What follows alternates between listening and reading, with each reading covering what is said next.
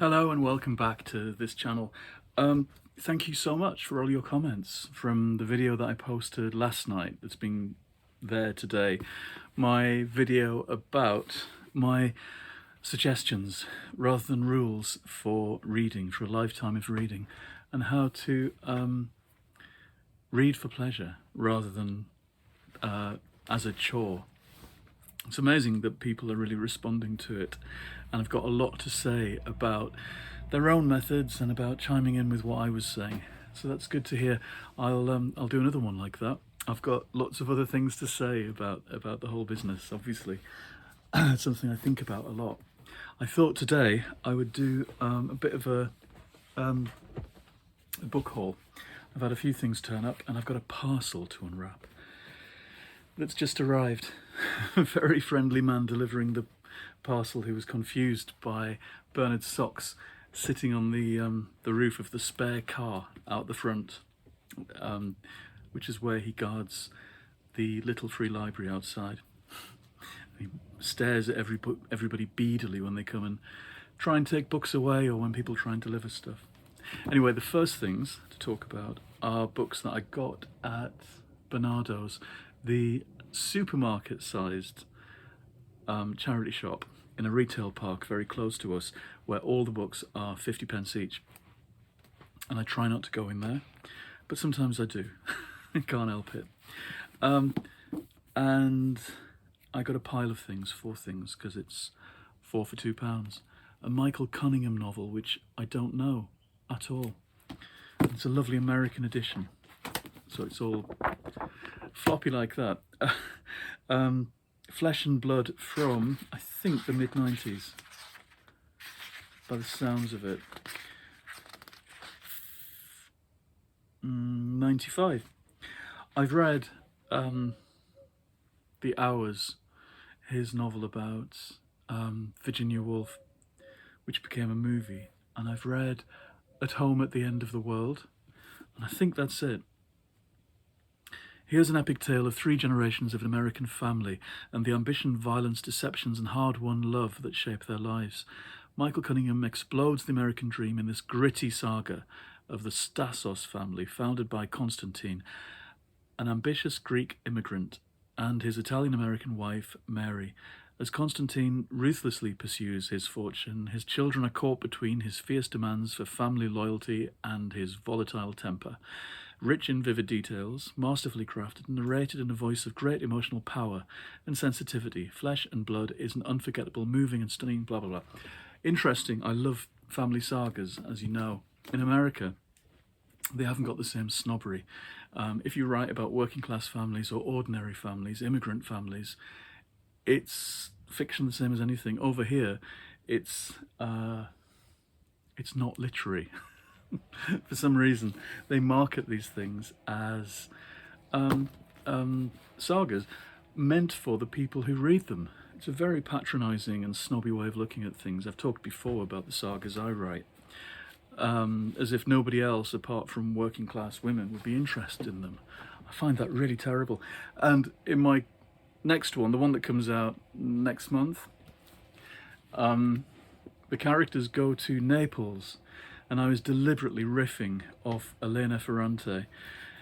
She writes multi-saga stories with women at the centre and romance at the centre, working class lives, but they're marketed here, even in this country, as literary fiction. Which is interesting, isn't it? It's the kind of snobbery. It's okay if it's in a different country. Anyway, I'm looking forward to Michael Cunningham again. I think he writes wonderfully. These are all kind of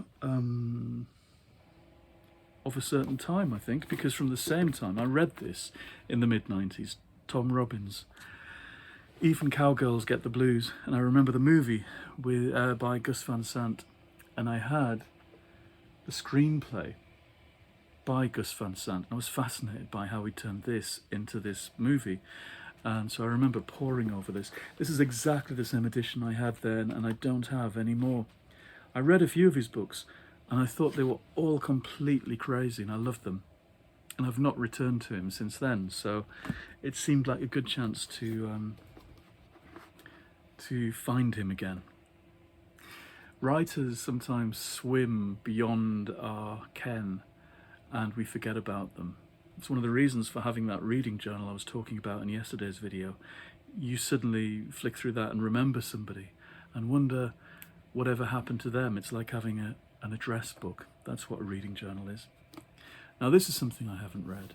Jonathan Latham, Fortress of Solitude. I remember reading an excerpt or seeing it at the time. This is 2003.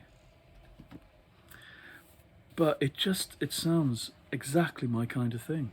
This is the story of two boys, Dylan Ebdus and Mingus Rude.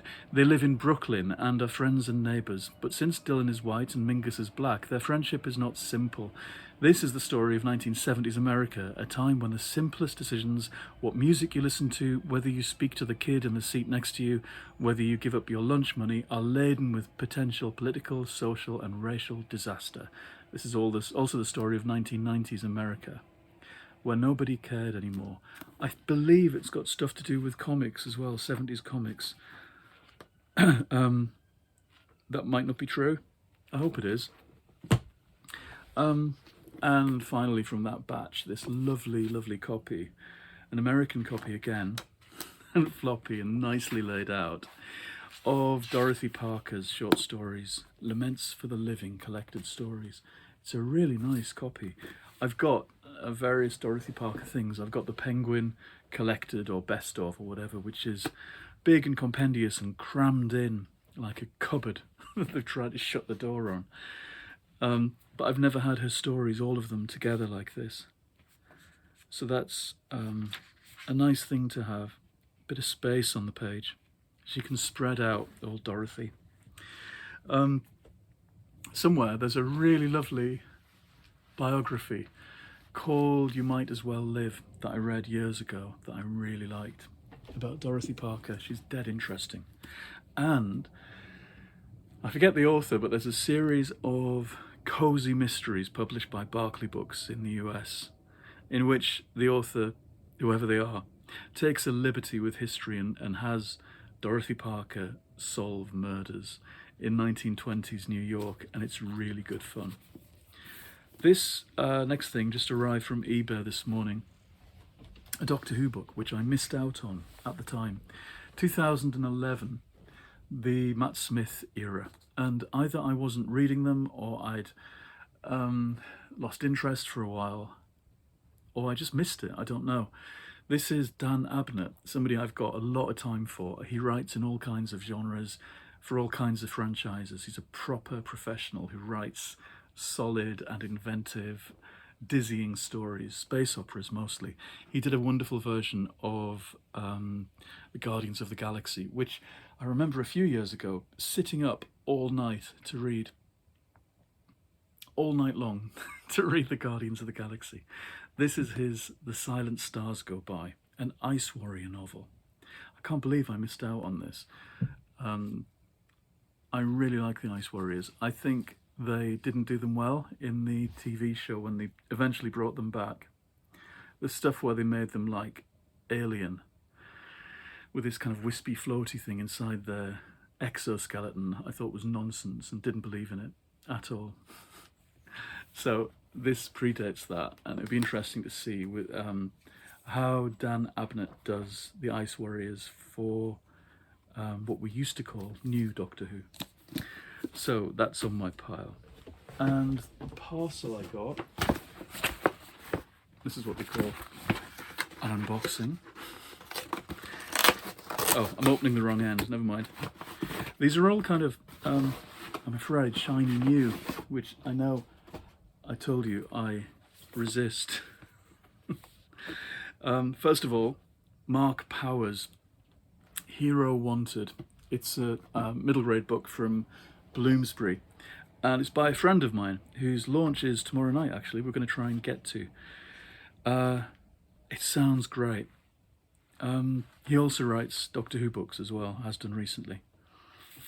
The county of Brokenshire is broken. It needs a hero, a saviour in shining armour, someone who can battle bomber geese, tame trigger wolves, vanquish venom goblins and slay slate dragons. But when Very normal, if slightly clumsier than average, Grace Parker is summoned from her bed in the middle of the night to be a hero. She's not convinced she's the right person for the job. Yes, there's an ancient prophecy that says she's the one, and yes, she'd like to run away from her oh-so-perfect twin brother. But battling beasts and winning wars was not how she planned to spend her weekend. Slip through the magic portal with Grace as she prepares for battle, as you join her on this hilarious, thrilling, downright madcap, blah blah blah. It sounded a bit, when I first read the blurb, like Time Bandits, actually. It seems nicely illustrated too. It's the kind of book that I always liked reading, and I trust this writer to do this particular genre well. So here's hoping. What else? These are things that everybody probably knows about already, but I've fallen for the hype. I'm such a nana. Welcome to the Hyunam-dong Bookshop by Hwang Bo Roim. That was the same twice. It does sound nice. It does sound charming. They say charming on the back, and I fell for the charm. Youngju did everything she was not supposed to. Oh, everything she was supposed to. It's a different book altogether. Go to university, marry a decent man, get a respectable job. Then it all fell apart, burned out. Youngju abandons her old life, quits a high-flying career, and follows a dream. She opens a bookshop in a quaint neighborhood in Seoul. Surrounded by books, Youngju and her customers take refuge. From the lonely barrister to the unhappily married coffee roaster and the writer who sees something. So it's the usual thing of separate stories connected by a place and a character who presides over the counter, and we see them. They all have their disappointments in their past, and the bookshop becomes the place where they all learn how to truly live. So it's one of those uplit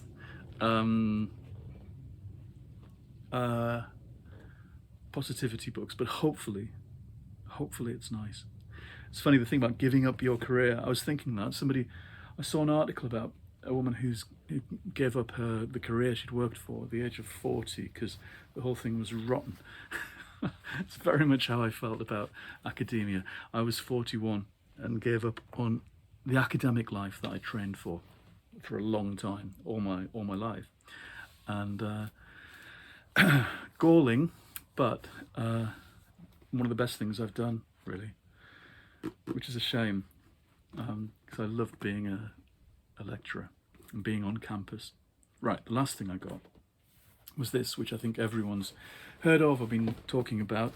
Remarkably Bright Creatures, Shelby Van Pelt. After Tova Sullivan's husband died, she began working the night cleaner shift at the Seoul Bay Aquarium. Keeping busy has helped her cope over 30 years, ever since her son Eric mysteriously vanished on a boat. One night she meets Marcellus, a giant Pacific octopus living at the aquarium who sees everything but wouldn't dream of lifting one of his 8 arms for his human captors, until he forms a remarkable friendship with Tova. And then the octopus becomes a detective. It does sound great. It's that turning point where the octopus starts solving mysteries. It sounds like something I would like to write again.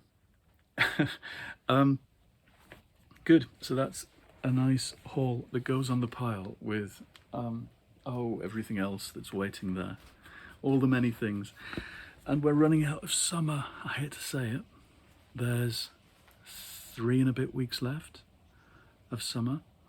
I've spoilt myself by returning to work a bit this week already. I've written a whole batch of words today on an outline that needs doing, another one for something else that I hope to write in the autumn. So it needs doing now. So I've taken away some of my own relaxation and reading time, which is kind of annoying. But the thing that I've outlined is such good fun. I've forgiven myself as well, and I'm looking forward to reading it, so long as the outline gets passed. Anyway, that's everything. Do let me know in the comments below whether you know about any of these or have read them, or whether they're something to avoid. I don't think so, though. And I'll stop there. I'm sure there was something else I had to say. I really like the comments that you're leaving on my on my channel. There's so many of them.